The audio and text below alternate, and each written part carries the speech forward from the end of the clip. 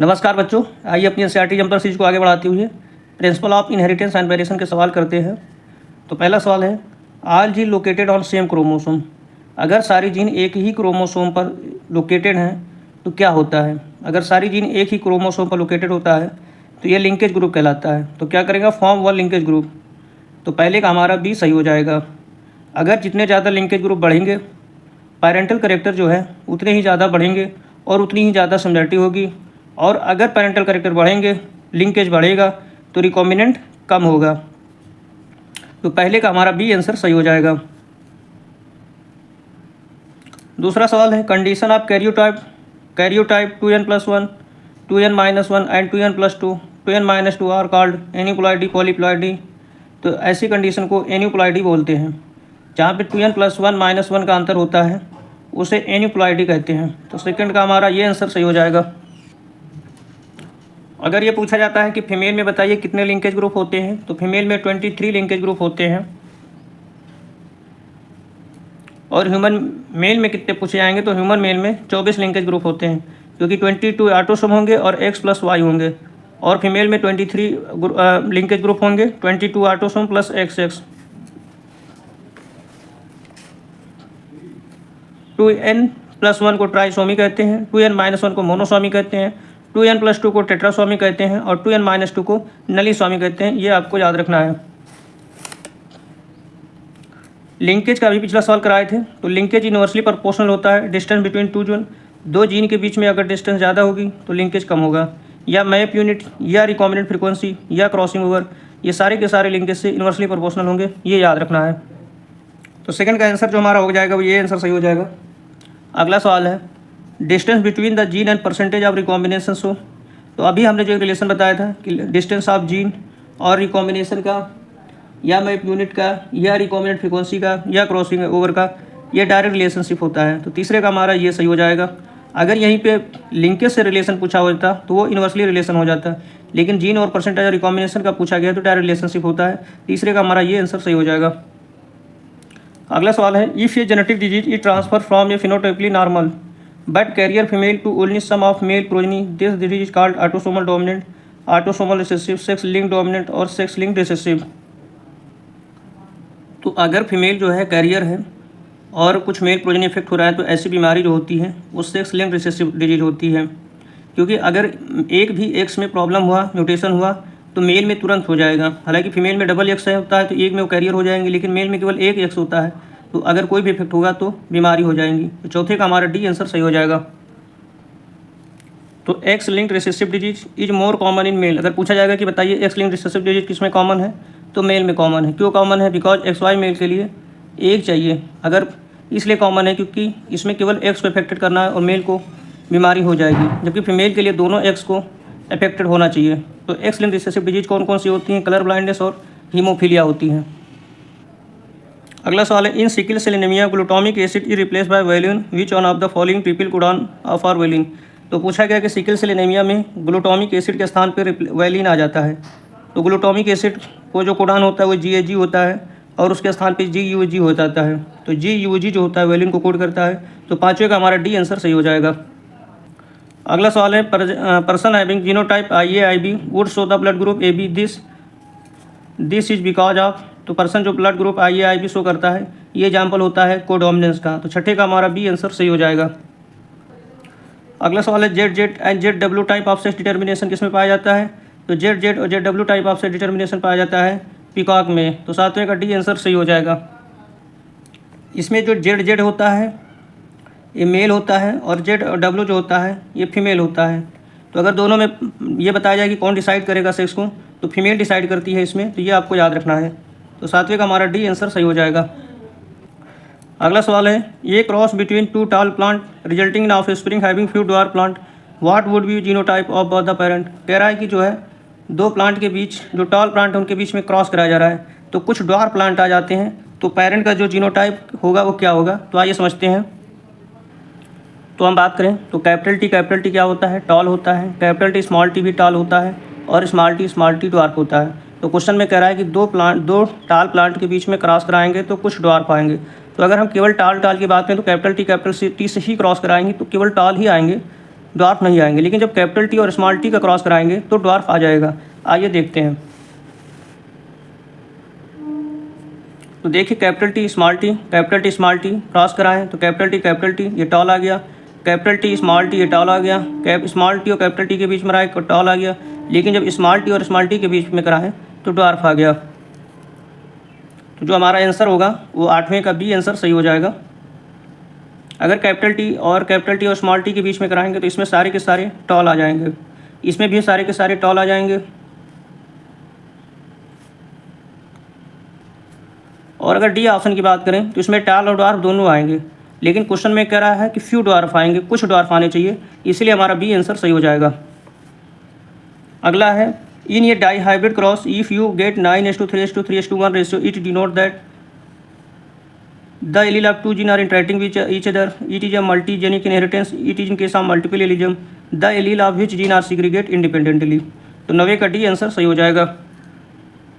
अगला है which of the following will not result in variation among sibling. पूछा गया कि सिबलिंग में वायरेशन नहीं होता है, इसका कौन सा कारण नहीं है? Independent assortment, crossing over, linkage, mutation.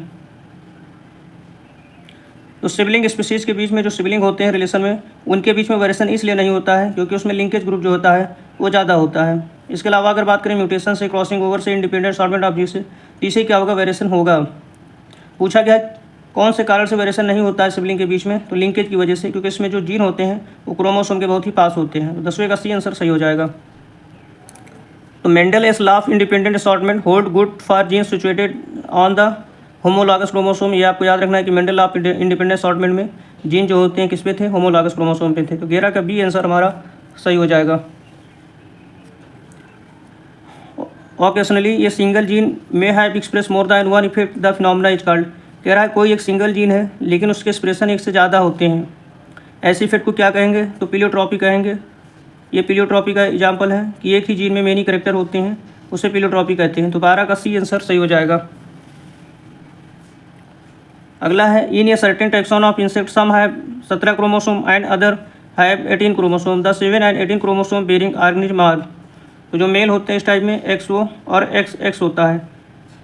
तो XO मेल और XX में फीमेल।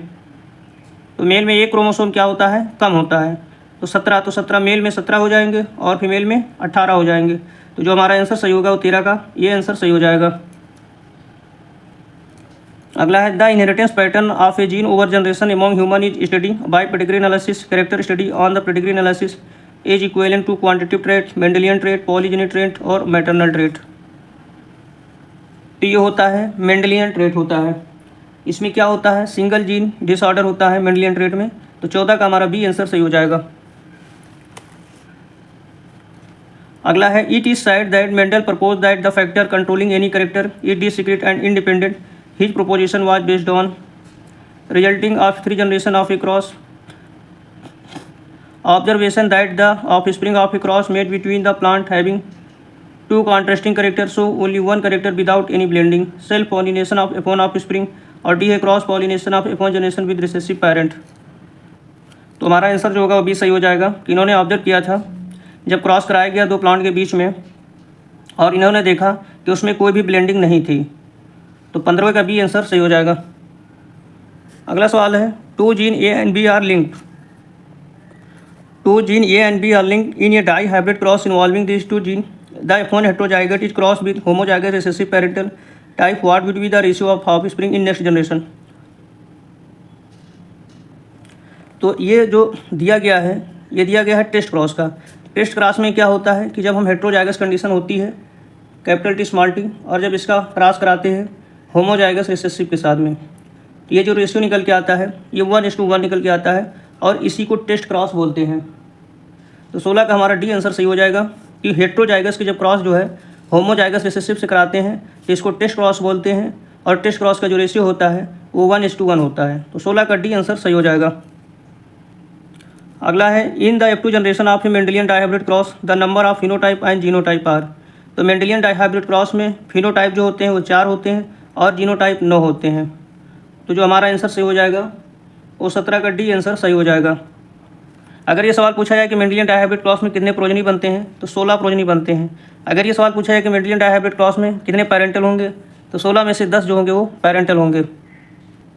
अगला है mother and father of a person with O blood group have A and B blood group respectively what would be the genotype of both mother and father.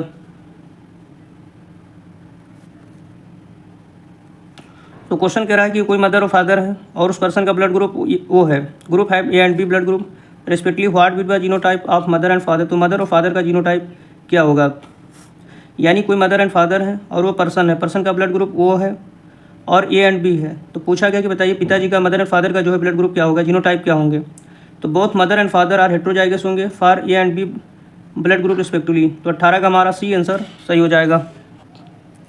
तो ये जो सवाल था इसमें कह रहा था कि mother and father of a person with O blood group have A and B blood group, यानी कह रहा है मदर जो है उसका ब्लड ग्रुप ओ है और ये है, जबकि जो फादर है उसका blood group O and B है। तो मदर का ब्लड ग्रुप कह रहा है वो और ये है और फादर का कह रहा है वो एंड बी है। तो पूछा गया है कि जो इनके जो है पेरेंट होंगे, जो इनके पेरेंट होंगे what would B genotype of both mother and father group. तो इनके मदर और फादर के जो होंगे वो जीनोटाइप क्या होंगे। तो आइए समझते हैं।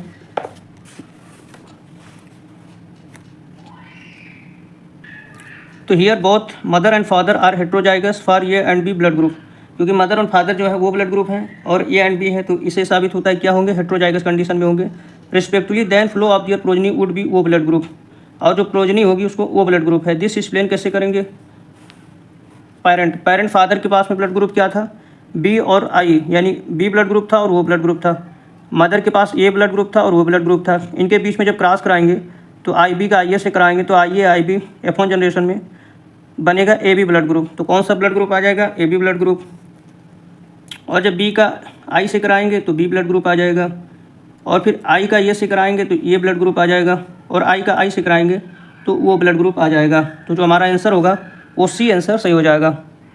तो आंसर क्या है, both mother and father are heterozygous for A and B blood group respectively. तो बच्चों आप ये सारे सवाल कर लीजिए, जो भी सवाल आपको समझ में नहीं आया है आप कमेंट करके पूछ लीजिए और मैं उसको पूरी तरीके से एक्सप्लेन कर दूंगा। कुछ इंपॉर्टेंट पॉइंट हैं, आइए रिवाइज कर लेते हैं एनसीईआरटी में। जैसे क्या जेनेटिक या chromosome mechanism carried out in insect. तो सबसे पहले जेनेटिक या क्रोमोसोम मैकेनिज्म को देखा गया इंसेक्ट के अंदर। हैंकिंग एक साइंटिस्ट है, Henking gave a name to this structure of X body. तो पूछा जाएगा कि एक्स बॉडी जो है ये टर्म किसने दिया था, तो हैंकिंग ने दिया था। But could not explain its significance, लेकिन इसकी सिग्निफिकेंस को ये एक्सप्लेन नहीं कर पाए थे। तो अगर सवाल पूछा जाए कि एक्स बॉडी टर्म किसने किया, हैंकिंग ने दिया, और हैंकिंग लेकिन क्या नहीं बता पाए थे, इसके सिग्निफिकेंस को हैंकिंग नहीं बता पाए थे। एक्सो टाइप ऑफ सेल determination is found in insect या ग्रास ओफर। तो अगर ये पूछा जाएगा कि एक्सो टाइप ऑफ सेल डिटर्मिनेशन किस में पाया जाता है, तो इंसेक्ट में पाया जाता है या ग्रास ओफर में। एक्सो टाइप ऑफ सेल determination in which the male only X chromosome. XO type सेल डिटर्मिनेशन में मेल में केवल ओनली एक्स क्रोमोसोम होगा, ये आपको याद रखना है। फीमेल है भी पेयर ऑफ एक्स क्रोमोसोम। तो एक्सो टाइप सेल डिटर्मिनेशन में मेल में केवल एक्स होगा और फीमेल में पेयर ऑफ एक्स क्रोमोसोम होंगे। तो जो एक्स वाले होंगे वो मेल ग्रास ओफर होंगे और कैपिटल एक्स वाले होंगे वो फीमेल ग्रास ओफर होंगे। If male have 17 chromosome then female have 18 chromosome. क्योंकि मेल में एक एक्स क्रोमोसोम होगा तो मेल में हमेशा क्रोमोसोम क्या होगा, एक कम होगा। तो मेल में अगर 17 क्रोमोसोम है तो फीमेल में कितने क्रोमोसोम हो जाएंगे, 18 हो जाएंगे, ये आपको याद रखना है। मेल है हेट्रोगैमी, मेल क्या हेट्रोगैमी। तो अगर इसमें पूछा जाएगा कि sex of baby of child कौन डिसाइड करेगा, तो मेल डिसाइड करेगा। अब हम बात करते हैं एक्स और एक्स वाई टाइप की सेक्स डिटर्मिनेशन। तो कैपिटल एक्स जो होते हैं फीमेल में होते हैं और एक्स वाई मेल होते हैं। तो this type of sex determination is found in human and Drosophila. तो इस टाइप का सेक्स डिटर्मिनेशन किस में देखा जाता है, ह्यूमन में और ड्रोसोफिला में। ये आपको याद रखना है कि कैपिटल एक्स फीमेल होंगे और कैपिटल एक्स वाई मेल होंगे। इस टाइप का सेक्स डिटर्मिनेशन किस में देखा जाता है, ह्यूमन में और ड्रोसोफिला में। मेल है हेट्रोगैमी, मेल क्या है, हेट्रोगैमी है। मेल है डिसाइड सेक्स ऑफ बेबी। तो सेक्स ऑफ बेबी कौन डिसाइड करता है, मेल डिसाइड करता है। बर्ड में सेक्स डिटर्मिनेशन समझते हैं। तो जेड ये मेल होंगे और जेड फीमेल होंगे। In this case the total number of chromosome is same in both male and female. इस केस में क्या होंगे, मेल और फीमेल में क्रोमोसोम सेम होंगे। इससे पहले जो हमने ह्यूमन और ड्रोसोफिला में बताया था उसमें भी क्रोमोसोम जो होंगे वो सेम होंगे मेल और फीमेल में। But two different type of gamete in term of sex chromosome are produce by female heterogamy.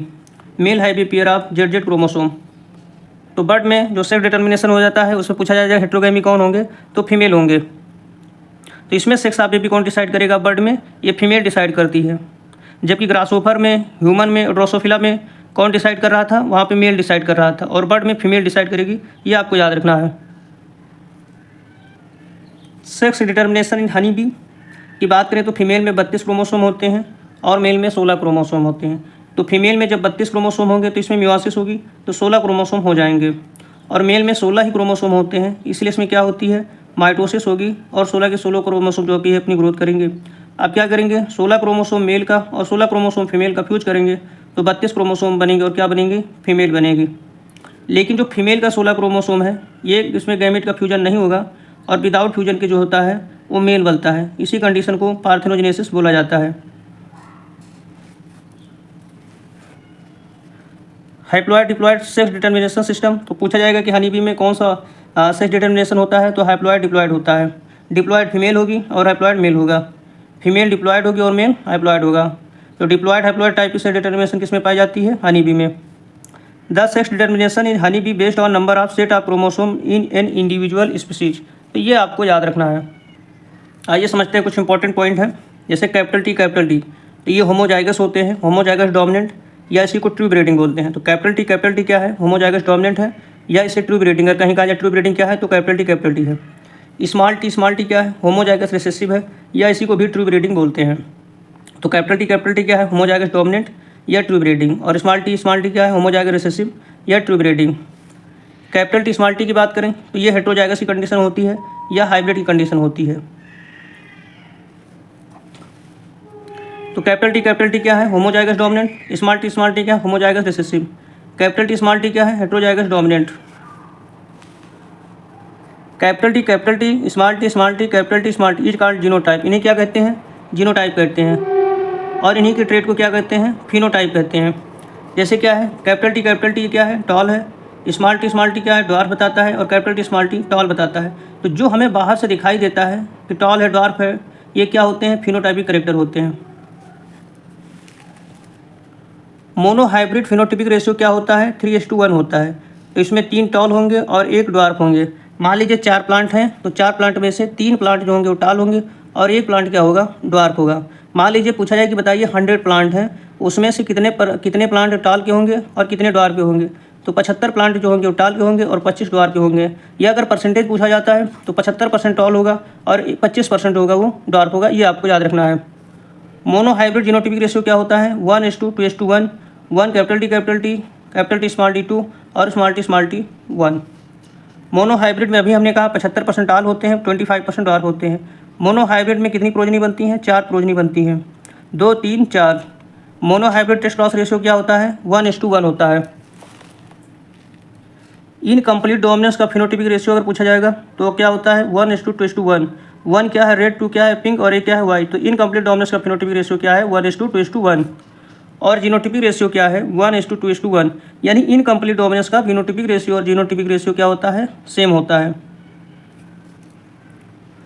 Codominance का फिनोटाइपिक रेशियो क्या होता है, 1:2:1, और जीनोटाइपिक रेशियो होता है 1:2:1। डाई हाइब्रिड का फिनोटाइपिक रेशियो क्या होता है, 9:3:3:1। 9 कितने होते हैं, राउंड येलो, 3 कितने होते हैं, राउंड ग्रीन, 3 कितने होते हैं, ब्रिंकल्ड येलो, और 1 होता है ब्रिंकल्ड ग्रीन, ये आपको याद रखना है। डाई हाइब्रिड का जीनोटाइपिक रेशियो क्या होता है, 1:2:1, 2:4:2, 1:2:1, इस तरह आप याद कर सकते हैं। डाई हाइब्रिड में टोटल कितनी प्रोजनी बनेंगे, 16। मोनो हाइब्रिड में कितने बन रहे थे, 4। तो 9 इसमें से जो बने हैं 16, इसमें से 9 टाइप के जो होंगे वो जीनोटाइप होते हैं। इसमें से पूछा जाए तो कितने टाइप के जीनोटाइप होते हैं डाई हाइब्रिड में, तो 9 टाइप के जीनोटाइप होंगे। और कितनी टाइप की प्रोजनी बनेंगी, 16 टाइप की। और फिनोटाइप कितने होते हैं, 4। कौन कौन, round yellow, round green, wrinkle yellow, wrinkle green. एक सवाल ये पूछा जाता है कि 16 में से कितने बच्चे फिनोटाइपली अपने पेरेंट जैसे होंगे, तो 16 में से 10 बच्चे जो होंगे वो अपने पेरेंट जैसे देखने में होंगे। कौन कौन, जैसे राउंड येलो 9 होंगे और विंकल ग्रीन 1 होंगे, ये आपको याद रखना है। मोनो हाइब्रिड क्रॉस के लिए मेंडल ने 2 नियम दिए थे। ये पूछा जाता है कि मोनो हाइब्रिड क्रॉस के लिए मेंडल ने कितने नियम दिए थे, तो लॉ ऑफ डोमिनेंस और लॉ ऑफ सेग्रीगेशन, ये 2 जो है लॉ मेंडल ने दिए थे। डाई हाइब्रिड क्रॉस के लिए मेंडल ने लॉ ऑफ इंडिपेंडेंट असॉर्टमेंट का लॉ दिया था, ये आपको याद रखना है। डाई हाइब्रिड क्रॉस का टेस्ट रेशियो जो होता है वो 1:1:1 होता है। तो डाई हाइब्रिड का टेस्ट क्रॉस रेशियो कितना होता है, 1:1:1:1। जबकि मोनो हाइब्रिड का क्रॉस का टेस्ट रेशियो कितना होता है, 1:1 होता है। मोनो हाइब्रिड का टेस्ट क्रॉस रेशियो कितना होता है, 1:1 होता है। और die hybrid test class ratio कितना होता है, 1:1:1 होता है। ये आपको याद रखना है। एग्जाम में रिलेशन पूछा जाता है तो लिंकेज यूनिवर्सली प्रोपोर्शनल होता है, डिस्टेंस या रिकॉम्बिनेंट। तो पूछा जाएगा लिंकेज और डिस्टेंस के बीच में कैसा रिलेशन है, तो यूनिवर्सली रिलेशन है। और डिस्टेंस और रिकॉम्बिनेंट के बीच में कैसा रिलेशन है, तो डायरेक्ट रिलेशन है। तो एनसीईआरटी जंपलर में दूसरे क्वेश्चन में यही पूछा गया था, तो इन दोनों के बीच में कैसा रिलेशन है, डायरेक्टली प्रोपोर्शनल वाला रिलेशन है। अगर हम बात करें मेंडेलियन डिसऑर्डर, तो मेंडेलियन डिसऑर्डर में याद रखना है म्यूटेशन है सिंगल जीन। जितनी भी मेंडेलियन डिसऑर्डर होंगी वो सिंगल जीन में म्यूटेशन होगा। इसके एग्जाम्पल क्या है, हीमोफीलिया है, कलर ब्लाइंडनेस है, सिस्टिक फाइब्रोसिस है, सिकल सेल एनीमिया है, फिनाइलकीटोन्यूरिया है और थैलेसीमिया है। ऑटोसोमल डोमिनेंट में आपको एक एग्जाम्पल याद रखना जो एनसीईआरटी में दिया गया है, मायोट्रॉनिक डिस्ट्रॉफी का। और ऑटोसोमल रिसेसिव में दिया गया सिकल सेल एनीमिया, फिनाइलकीटोन्यूरिया, थैलेसीमिया और सिस्टिक फाइब्रोसिस। जो सेक्स लिंक्ड डिसऑर्डर होते हैं ये एक्स लिंक्ड होते हैं और वाई लिंक्ड होते हैं। वाई लिंक में आपको खाली एक एग्जाम्पल याद रखना है हाइपरट्राइकोसिस का, और एक्स लिंक्ड रिसेसिव में आपके 2 एग्जाम्पल दिए गए एनसीईआरटी में, हीमोफीलिया और कलर ब्लाइंडनेस। तो बच्चों आप इनको अच्छे से रिवाइज करिए और अपनी तैयारी को बूस्ट करिए।